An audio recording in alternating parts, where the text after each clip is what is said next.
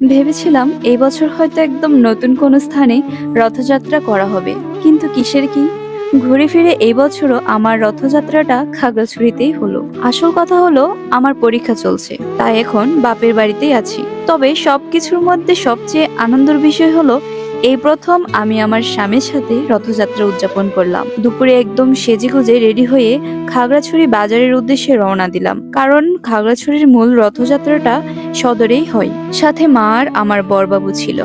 আমরা সোজা গিয়ে হাজির হলাম একদম শাপলা চত্বরে। সেখানে গিয়ে দেখি কি ভীষণ মানুষের ভিড়। রথগুলো একদম যাত্রার জন্য পুরোপুরি প্রস্তুত। এই ফাঁকে আমরা সবাই মিলে একটু হালকা নাস্তা করে নিলাম। আর সব থেকে সারপ্রাইজ ব্যাপার হলো, সেখানে আমার মামাতো ভাই বোনগুলোর সাথেও দেখা হয়ে গেল। ব্যাস, তারপর তো ওরা আমার সাথেই ছিল। কিছুক্ষণ পরে শুরু হয়ে গেল মূল রথের শোভাযাত্রা। মানুষের ওই ভিড়ের মধ্যে বেশ কষ্ট করে হলেও রথের রশিটা ধরে একটু টান দিলাম। রথের সাথে সাথে আমরাও পা মিলিয়ে হাঁটতে শুরু করলাম আর প্রচুর ছবি তুললাম। তার উপর ছোট ছোট সোনামণিগুলো এত সুন্দর করে সেজেছিল যে পুরো রথের আমেজটা দ্বিগুণ হয়ে গেল।